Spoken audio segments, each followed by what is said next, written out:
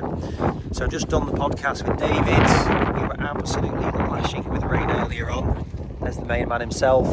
Yeah, we had a really good chat. We're here at the Irish Museum of Modern Art talking about his event on the 28th of October, Essential Skills 2. Really exciting. I hope you enjoyed the conversation and let us know what you think. So, David, what an amazing venue.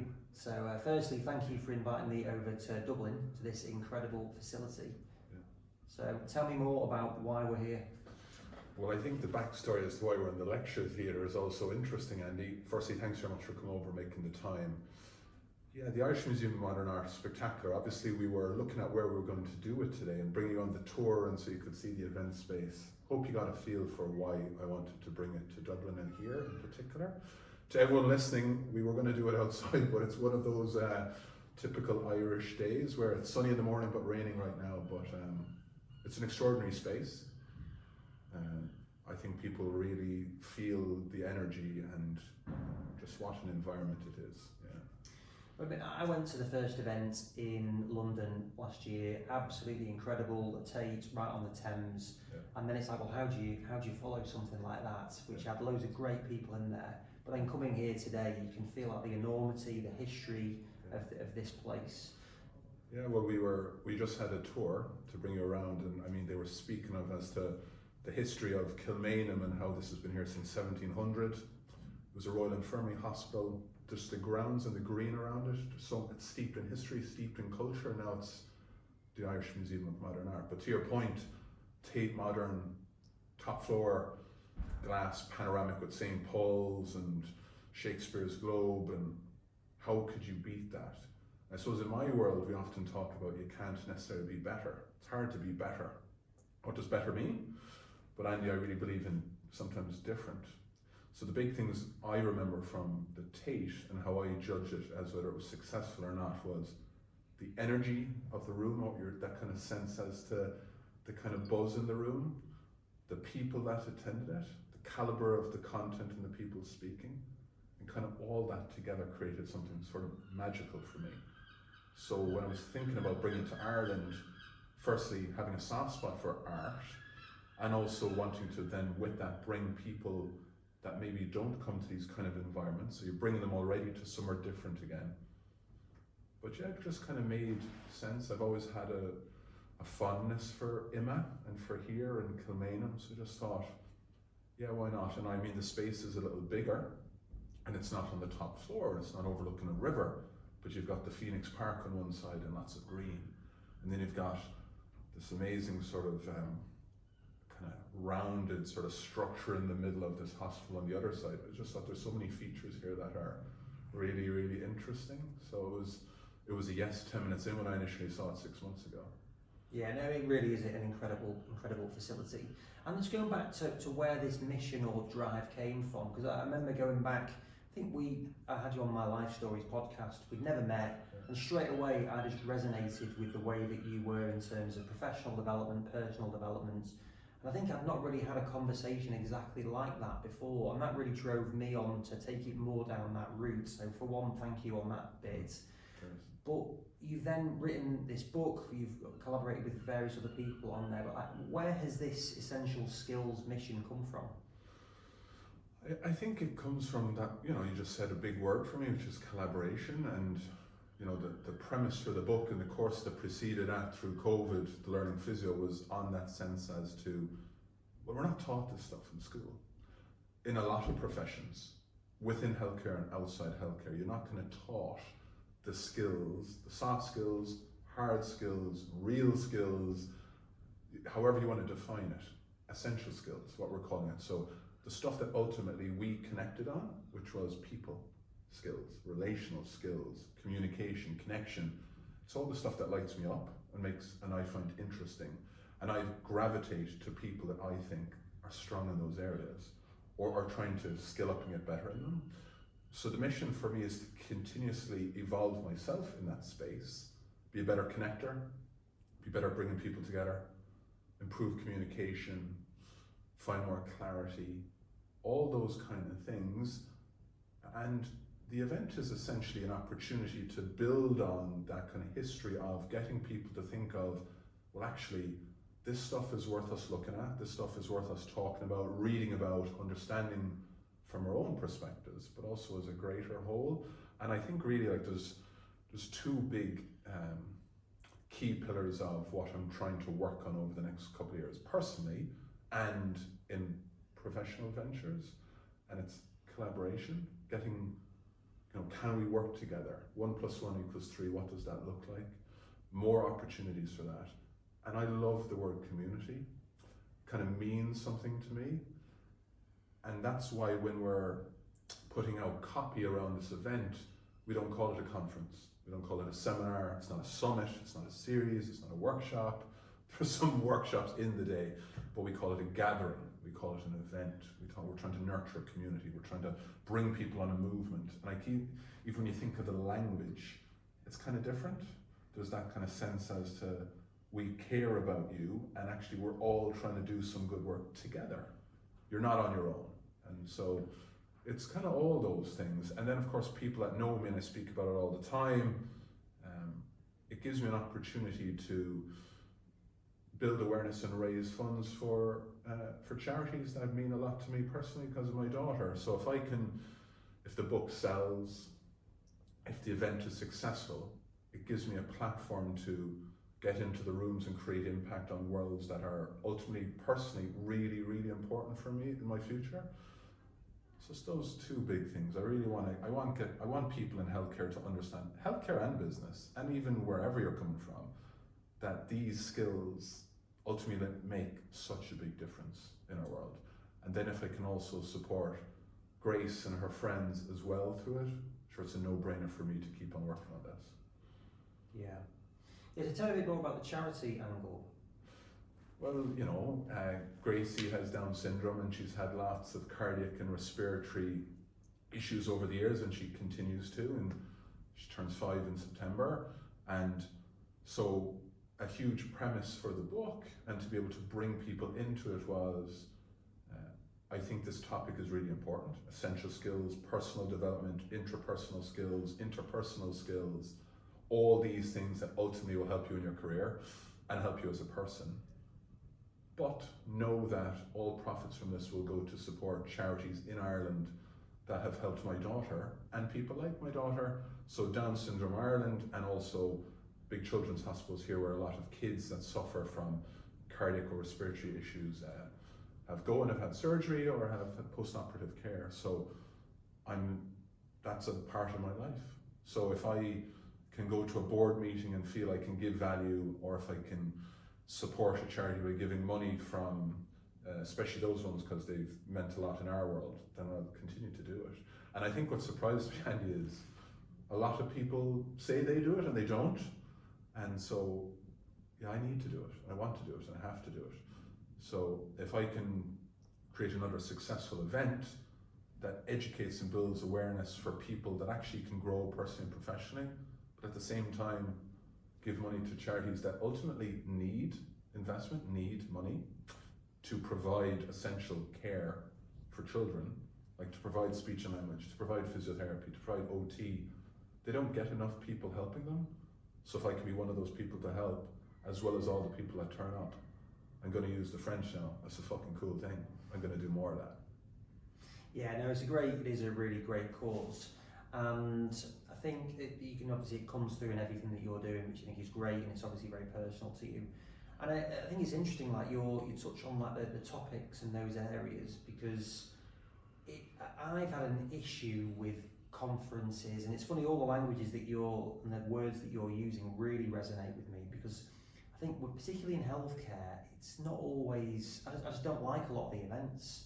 It's very didactic, it's very someone on stage, not much else going on, not really much going on in terms of like conversations, talks about non-clinical things. It's always very high level clinical stuff. Yeah. Look at how good we were, is what I see with a lot of this stuff. And yours was at a completely different event where none of that stuff was talked about. And like, how have you found the community's response to that change and to that different viewpoint? I think, like anything, you'll find your people, and so it's not for everyone. And certain people are going, I still need to understand how to manage a hamstring. I still need to know the most cutting edge innovations for tendon health. 1000%. If you're working in private practice, hospitals, sports, you need to know that level of, and I'm not saying don't keep doing that. Keep reading the papers, keep studying, keep attending those courses. But ultimately we're dealing with people, and you're dealing with patients, and you're dealing with athletes, or you're working with other colleagues or peers or family members. You need to understand how you are in all that. So a huge part of what I was trying to do was remove ego, and there was a lot of successful people in that room. You had people that were heading up departments of Premier League teams, you had cardiologists, you had people running multi-million euro businesses, but lack of ego, humility, sense of it's not about me, wanting to share, it's not how big your dick is sort of competition, it's everyone's just there to have a conversation.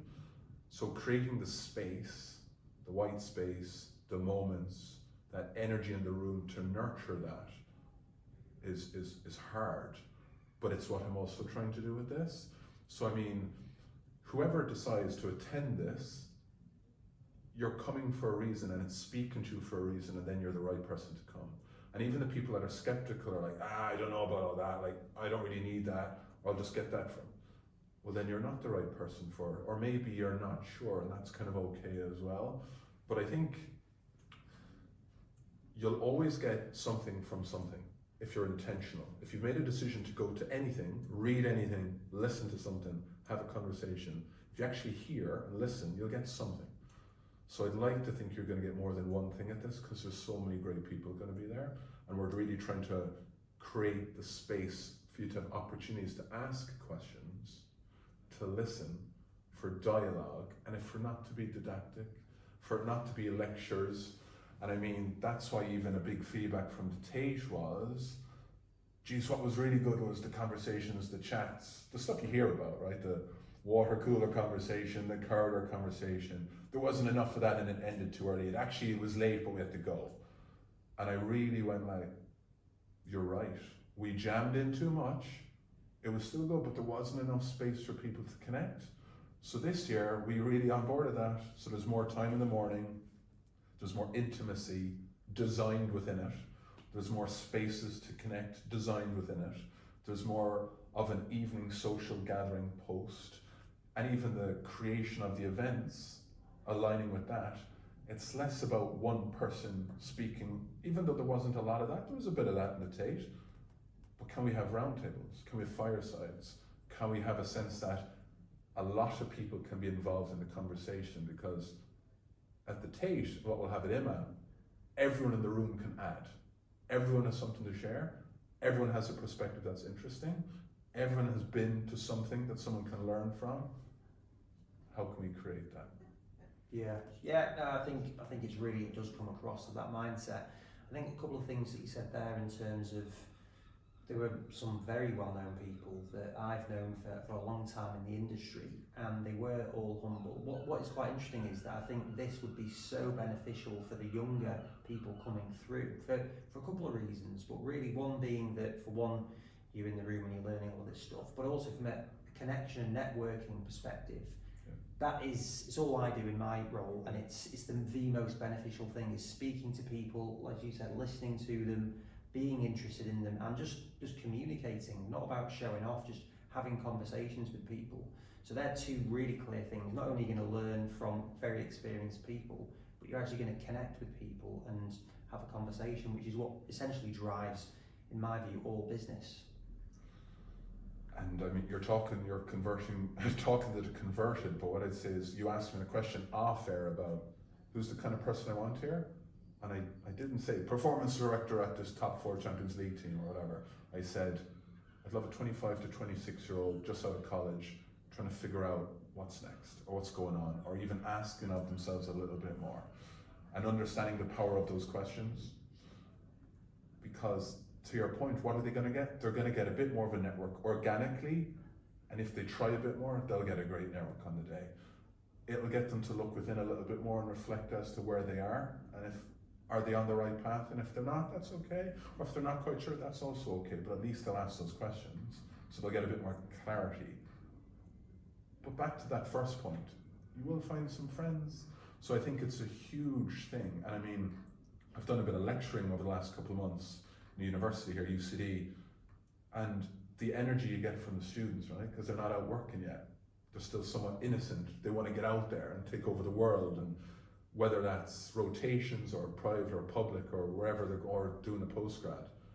I'd love to see a few of them coming, because yes, they'll get a lot of value, but they'll just be able to, what's it like?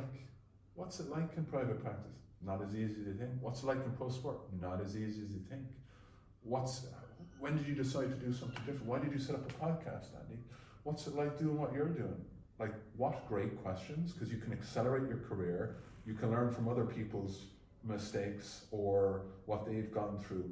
Imagine if you're a 25-year-old onboarding all that. I wish I had that. Yeah, no, absolutely. I think it is such a valuable thing. I think that's maybe one of the biggest things that I've taken away from my career conversations with people like you is that you come out of when you graduated and you think you know a lot more than you do, and then as you get older you realise how little you know. So how do we persuade people to not come to this but have this mindset? But this is an amazing starting point to get people to get into this sort of mindset and connect with such good people. So how are we going to do it? What a question. I think you need to, I'd love if you found people that had more skin in the game, reps in the game, were further along in their career, and you heard it from them. A trusted source, because then you'd probably believe it. You know, what you said, I agree, right? The more you think you know, the less you know, right? And like, God, there's a lot I don't know. And so I think there's this concept, never mind growth mindset, Carol Dweck was a good book, but the beginner's mindset, like that whole, you know, black belt, white belt kind of thing. I think just acknowledging that there's so much out there, especially in our world that is just rapidly evolving all the time, like what's next? There's so much to learn, so just acknowledging and being okay with that, and knowing full well there's a lot of people that do still have that sort of a mindset. So, you know, for younger people kind of not sure if this makes sense, how does this compare to taping or dry needling or going to an ankle rehab? Maybe it will just help nurture that sense that when you're hearing from people that you think have it all figured out, that they don't have it all figured out, or they're still winging it, or they still feel like an imposter and they've been working for 20 years, then it's okay. And that I think will give you a little bit more confidence.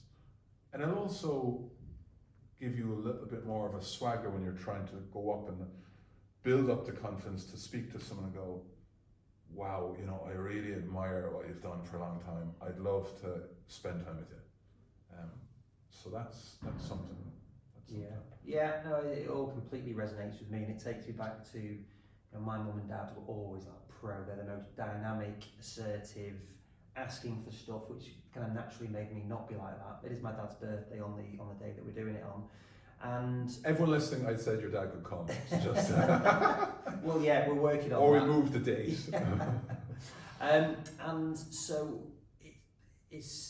I think it's so great to learn from, as you said there, the people that have done this stuff, because having your parents tell you it probably makes you go the other way. And having people like we had like Wayne Diesel in the room, you know, we had James Kerr was talking at the last one. You've got some incredible speakers coming to this one, and I do just think it's so powerful for that. So what is your final message for this movement, this gathering that you're referring to? I've said it and I'll say it again, JFK, rising tide lifts all boats. I think if you're willing to share and ask questions and have that energy with others, watch out, what a cocktail. And if you put a lot of people that have that sort of a mindset of humility, dosed with a, you know, confidence, the ability to ask questions, to be curious, to nurture that sense of, I can do more, what does that look like? You put enough people together in that, you're going to create something interesting. So what I'd say is, you know, this is the kind of event where you're going to come in, you're not going to be sure what it's going to look like. You're going to be going to a space that you mightn't have ever been to. Maybe you have, maybe you haven't. You're going to be taken away by what the space looks like, but you're going to be blown away by the caliber of the people in the room, because they're going to be good people. There'll be no dickheads in this room, because it won't have attracted them. And so I think that will then give you a sort of sense as to passion, purpose, curiosity, interest, love, stuff that gives you joy. I really hope so, because that's the path that I want to keep on trying to follow, and follow people that really lean into that. So know full well too that if you're attending it, you're helping children that are struggling in some way. That's a big thing. And you're going to come away with some friends. Like from the Tate, I didn't know everyone in the room, but I know them all now to a much deeper level. So hope that speaks to you. Absolutely. No, it's great. And finally, the 5 C's, that's something with you're synonymous with. Do you want to talk me through some of those? Yeah, like I think clarity is a big thing. Like David Hyatt, who was at the Tate and is a mentor of mine, the Do lectures, based over in Wales, often talks about finding clarity, being clear on why you do what you do and what it is you're doing, and when you're saying yes and when you're saying no, and going from stuck to unstuck. So I think clarity is a massive thing. Ultimately, why we'll probably start with a bit of clarity to start the day. For people to actually go like, where am I? Where do I want to go? What does that look like? Can I find the clarity to understand and unpack that? Big thing. Like I'm working on it all the time. So I think it's a huge thing. Would you call it a soft skill or more of a principle or a value? But I think clarity, so that's a huge element of the C. Another big one is communication. It was one of the core sort of principles of the Tate, of the book, of the Learning Physio course, of my world in networking and recruitment, interpersonal development, of your world. I think if you can't communicate, you're in trouble. Your patients, your athletes, your stakeholders, the people buying from you, who you're selling to, a huge part of the day will be on communication. We've got some people that would say they're great at communication. As to what that means, I don't know. But I think communication will be another huge part, another big C. Collaboration, right? So again, like, can we create opportunities for people to do something together? What does that look like? We've become better friends since that. So we probably will end up collaborating, maybe as a business venture. Kind of interesting, kind of exciting. So again, nurturing that sense of collaboration, connection. There's connection through the day. We want to create connection from speakers, previous attendees, current people, people that couldn't be there, that we want to be there, and maybe they can't be there for personal reasons, health reasons, geographical reasons, financial reasons, but still create the sense of connection to our community of what we're trying to do. Community. So again, that sense of you're kind of part of something, like nurturing that sense of belonging. Essential Skills is not about David Clancy. It's not about Kieran Dunn, who's on the board. It's not about Andy Thomas. It's not about our guest speaker, Brian O'Driscoll, who's speaking. It's not about Sean McCabe or Marita Marshall. It's about everyone. It's about everyone. My mum and dad were there last year. Gracie's going to be rocking up this year. Your dad can come. Like, I want us to create a bit of momentum. I want people to jump on the bus, as Steve Miller says. We always joke about, like, get the bus. Because I don't think enough of us have a community. Like, I'm a founder in a business, and I always gravitate towards places where I feel I can just have a good conversation. I need community, I need connection, I need collaboration, I need to be able to communicate to find clarity. So the 5 C's, I kind of wanted to come up with a concept and a pull to compel people to want to come for more than just the caliber of the speakers and the space. And so if we don't have a book that we're launching like we did in the Tate, I'd like to think one of those C's, or two, or all, will attract someone to want to come, because they're really powerful. Yeah, no, absolutely. And I think in all walks of life, all of those things are absolutely pivotal to existing and to prospering, and having to also to be mentally, to be happy with whatever purpose you've got. So I'm really looking forward to it. Thank you for having me over here. Thanks. Amazing venue, so I really hope people make it over. Cheers, Andy. Thanks for the time. Love that.